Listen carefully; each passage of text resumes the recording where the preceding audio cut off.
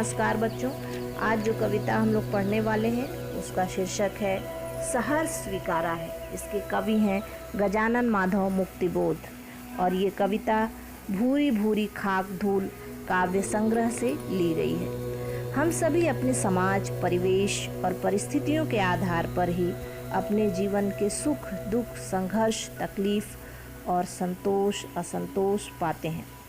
कुछ लोग अपने जीवन से सदा असंतुष्ट ही बने रहते हैं, जबकि कुछ लोग सदा संतुष्ट रहते हैं। पर कुछ लोग जो जीवटता से भरे ऐसे इंसान होते हैं कि जीवन के तमाम कष्टों को उठाते हुए एक प्रसन्न जीवन जीते हैं, पर समझौता नहीं करते, कहीं झुकते नहीं, हारते नहीं, पराजित होने को तैयार ही नहीं होते, लगातार अपने जीवन सिद्धांतों के साथ परिस्थितियों से जूझते रहते हैं। कविवर मुक्तिबोध जी भी ऐसे ही व्यक्ति और कवि दोनों ही थे। स्वीकारना से आगे की बात है सहर्ष स्वीकारना, अर्थात जैसी भी जटिल परिस्थितियां हों उन्हें प्रसन्नतापूर्वक अपने लिए स्वीकार कर लेना, सहजता से अंगीकार कर लेना। ऐसा करने की प्रेरणा कवि को उसके किसी अत्यंत प्रिय पात्र ने दी है। कवि का जो प्रिय है वो अमूर्त है और वो उससे इतना स्नेह करते हैं कि इनका प्रेम की पराकाष्ठा तक पहुंच गया है। इसमें वह अपने आप को समाहित कर चुके हैं, अस्तित्व विहीन हो चुके हैं। कवि कहते हैं मेरा अलग से कोई अस्तित्व है ही नहीं, जो कुछ भी मेरा है वो तुम्हारा है। इसके लिए उन्होंने विभिन्न उपमानों और प्रतीकों का प्रयोग किया है। तो चलिए इस कविता को पढ़ते हैं और समझते हैं। कविता का शीर्षक सहर्ष स्वीकारा है। जिंदगी में जो कुछ है, जो भी है, सहर्ष स्वीकारा है, इसलिए कि जो कुछ भी मेरा है वह तुम्हें प्यारा है। गर्बीली गरीबी यह, ये गंभीर अनुभव सब, यह विचार वैभव सब, दृढ़ता यह, भीतर की सरिता यह, अभिनव सब मौलिक है, इसलिए कि पल पल में जो कुछ भी जागृत है, अपलक है, संवेदन तुम्हारा है। जाने क्या रिश्ता है, जाने क्या नाता है, जितना भी उड़ेलता हूँ भर भर फिर आता है। दिल में क्या झरना है, मीठे पानी का सोता है, भीतर वह ऊपर तुम, मुस्काता चांद, ज्यों धरती पर रात भर, मुझ पर त्यों तुम्हारा ही खिलता वह चेहरा है। सचमुच मुझे दंड दो कि भूलूं मैं तुम्हें भूल जाने की दक्षिणी ध्रुवी अंधकार अमावस्या, शरीर पर, चेहरे पर, अंतर में पालूं मैं, झेलूं मैं, उसी में नहा लूं मैं। इसलिए कि तुमसे ही परिवेष्टित, आच्छादित रहने का रमणीय यह उजेला अब सहा नहीं जाता। ममता के बादल की मंडराती कोमलता भीतर पिराती है। कमजोर और अक्षम अब हो गई है आत्मा यह, छटपटाती छाती को भवितव्यता डराती है। बहलाती सहलाती आत्मीयता बर्दाश्त नहीं होती।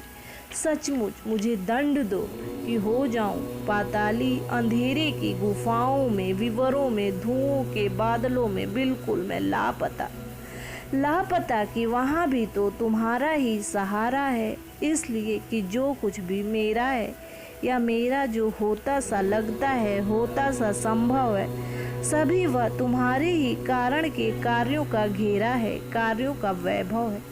अब तक तो जिंदगी में जो कुछ था, जो कुछ है, सहर्ष स्वीकारा है, इसलिए कि जो कुछ भी मेरा है वह तुम्हें प्यारा है।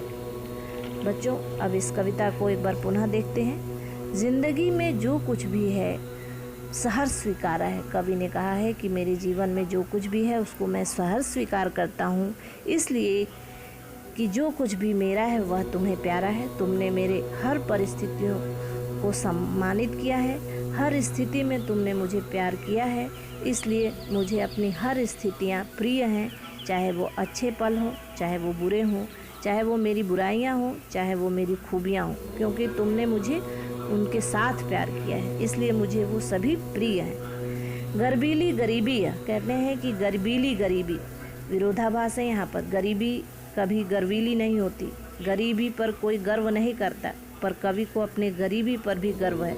क्योंकि उनकी प्रिया ने उनको गरीबी के साथ अपनाया है। तो कहते हैं ये गर्वीली गरीबी, ये गंभीर अनुभव, सब गंभीरता, ये अनुभव जो उनके जीवन में है, ये विचार वैभव, सब विचारों का जो वैभव है, संपदा है विचारों की, ये सारी चीज़ें, दृढ़ता यह, और जो दृढ़ता उनके अंदर है, भीतर की सरिता यह, और जो भीतर स्नेह की सरिता बह रही है, अभिनव, सब बिल्कुल अभिनव है, नई है, मौलिक है, बिल्कुल स्वाभाविक है, वास्तविक है, इसमें किसी तरह का दिखावा या बनावटीपन नहीं है।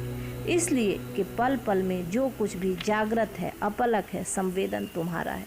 कहते हैं इसलिए कि पल पल में हर क्षण जो मेरे साथ घटित हो रहा है, जागृत है, अपलक है, जो भी मेरे साथ हो रहा है, ये सारी चीज़ें तुम्हारे ही संवेदना है, तुम्हारे संवेदन से हो रहा है ये सब कुछ।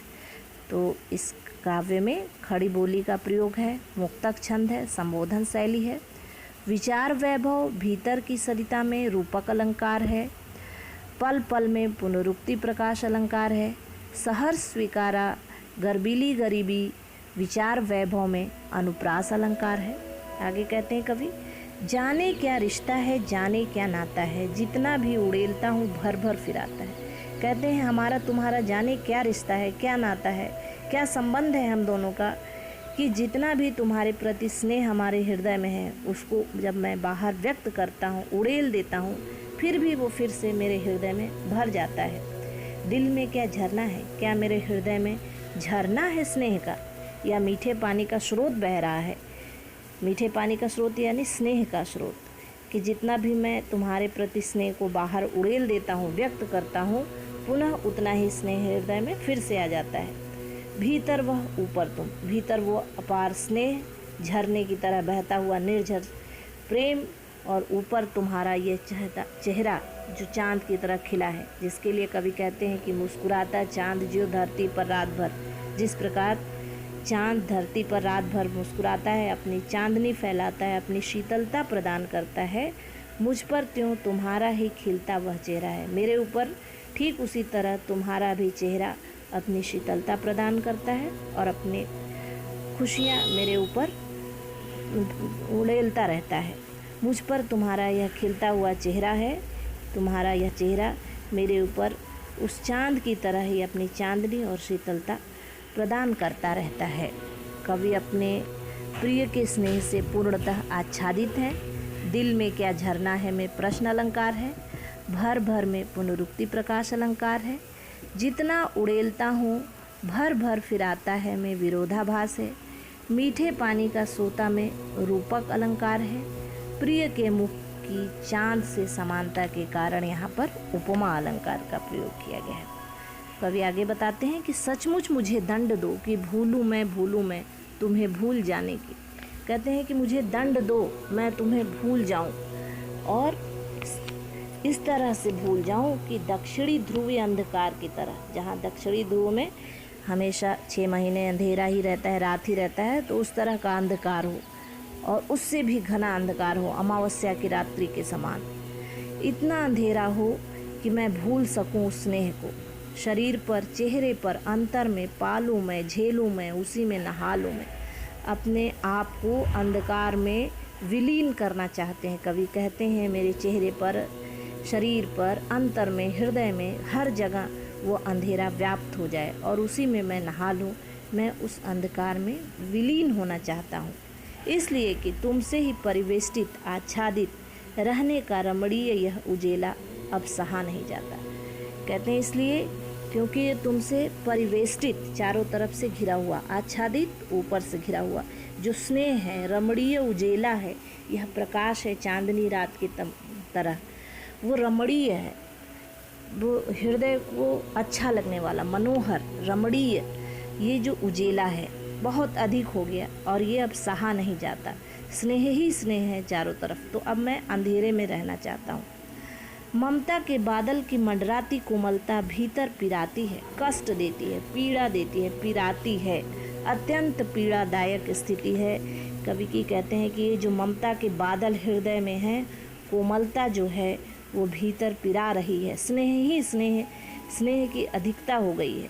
कहते हैं कि कमज़ोर और अक्षम अब हो गई है आत्मा। यह हमारी यह आत्मा कमज़ोर और अक्षम हो गई है, अपना अस्तित्व खो चुकी है, और जो कुछ भी है चारों तरफ तुम्हारा ही प्रकाश है। मेरा अपना सब कुछ खत्म होता सजा मालूम पड़ता है। लगता है कि मेरी आत्मा कमज़ोर और अक्षम हो गई है। छटपटाती छाती को भवितव्यता डराती है, और इनकी छाती छटपटा रही है, कष्ट में है, क्योंकि इन्हें भवितव्यता डरा रही है। भविष्य का डर लगा है इन्हें कि मैं कैसे आत्मनिर्भर बन पाऊँगा। मैं तो पूरी तरह से उस प्रिय पर निर्भर हूँ। मेरे अंदर आत्मनिर्भरता समाप्त हो गई है। इसी के कारण उनकी छाती छटपटा रही है। बहलाती सहलाती आत्मीयता बर्दाश्त नहीं होती। प्रिय की जो बहलाती सहलाती आत्मीयता है, अपनापन है, वो कवि को अब बर्दाश्त नहीं हो रहा है। इसको कहते हैं कवि अत्यधिक मोह से अलग होना चाहता है। संबोधन शैली यहाँ पर भी है, तत्सम शब्दों का प्रयोग है। अंधकार अमावस्या निराशा के प्रतीक हैं। ममता के बादल दक्षिण ध्रुव अंधकार अमावस्या में रूपक अलंकार है। छटपटाती छाती में अनुप्रास अलंकार है। बहलाती सहलाती में स्वर मैत्री है। कोमलता और आत्मीयता का मानवीकरण हुआ है। सहा नहीं जाता कि पुनरुक्ति में दर्द की गहराई का पता चलता है। आगे कहते हैं, सचमुच मुझे दंड दो कि हो जाऊं पाताली अंधेरे की गुफाओं के विवरों में, धुओं के बादलों में बिल्कुल मैं लापता। कहते हैं अपने प्रियसी कि मुझे दंड दे दो, मुझे दूर कर दो अपने आप से, इतना दूर कर दो कि मैं पाताली अंधेरे की गुफाओं में, पाताल के अंदर बिल्कुल अंदर चला जाऊं, अंधेरे में और गुफाओं में, और उससे भी अंदर उसके विवरों में, बिल में, जहाँ पर धुएं बादल हों, धुओं के बादल हों, उस स्थान पर बिल्कुल अंधकार के तल तक जाना चाहते हैं, बिल्कुल अंदर तक जाना चाहते हैं, और वहाँ पर लापता होना चाहते हैं, अपने प्रिय से दूर होना चाहते हैं। कहते हैं मैं बिल्कुल लापता होना चाहता हूँ, ऐसा दंड मुझे दो। लापता कि वहाँ भी तो तुम्हारा ही सहारा है। फिर कहते हैं कि अगर मैं लापता हो जाता हूँ तो मुझे वहाँ पर भी तुम्हारा ही सहारा होगा, इसलिए कि जो कुछ भी मेरा है या मेरा जो होता सा लगता है, होता सा संभव है, सभी वह तुम्हारे ही कारण के कार्यों का घेरा है, कार्यों का वैभव। कहते हैं मैं अगर लापता हो जाऊँगा तो वहाँ पर भी तुम्हारा ही सहारा होगा, इसलिए कि जो कुछ भी मेरा है वो सब तुम्ही से तो निर्मित है, मेरा अस्तित्व तुम्ही से तो है, तो जो कुछ भी मेरे अंदर है वो तुम्हारे कार्यों का कारण है, कारण के कार्यों का घेरा है। तुम्हारे ही कारण मेरे अंदर कार्य होते हैं। जिस प्रकार किसी कारण से कोई कार्य होता है, उसी तरह से प्रिय से मैं हूँ, कारण से कार्य हूँ, मेरा अस्तित्व उसी से है, उससे अलग मेरा कोई अस्तित्व है ही नहीं। इसलिए मैं अगर लापता भी होता हूँ तो वहाँ भी तुम्हारा ही सहारा होगा। यहाँ पर जो वियोग है उसमें भी संयोग का भाव है। कहते हैं अब तक तो ज़िंदगी में जो कुछ था, जो कुछ है, सहर्ष स्वीकारा है। अब तक ज़िंदगी में मेरे जो कुछ था और जो कुछ है, उस सभी को मैंने सहर्ष स्वीकार किया है, प्रसन्नतापूर्वक स्वीकार किया है। क्यों? इसलिए कि जो कुछ भी मेरा है वह तुम्हें प्यारा है। इसीलिए मैंने उन सभी को स्वीकार किया है प्रसन्नतापूर्वक कि मेरे अंदर जो कुछ भी है वो तुम्हें प्यारा है। मेरे सुख दुख, परेशानियाँ, विपत्ति, संपत्ति, मेरे अंदर के हर एक गुण अवगुण सभी को तुमने स्वीकार किया है, तुमने सबसे प्रेम किया है। इसीलिए मैंने उन सभी चीज़ों को हर्ष के साथ स्वीकार किया है। कवि ने अपने व्यक्तित्व के निर्माण में प्रियतमा के योगदान को स्वीकार किया है। पाताली अंधेरे और धुएं के बादल आदि उपमान विस्मृति के लिए प्रयुक्त हुए हैं। दंड दो में अनुप्रास अलंकार है। लापता की सहारा में विरोधाभास अलंकार है। इस प्रकार यह कविता समाप्त हुई। अगली कविता में फिर हम मिलेंगे। नमस्ते।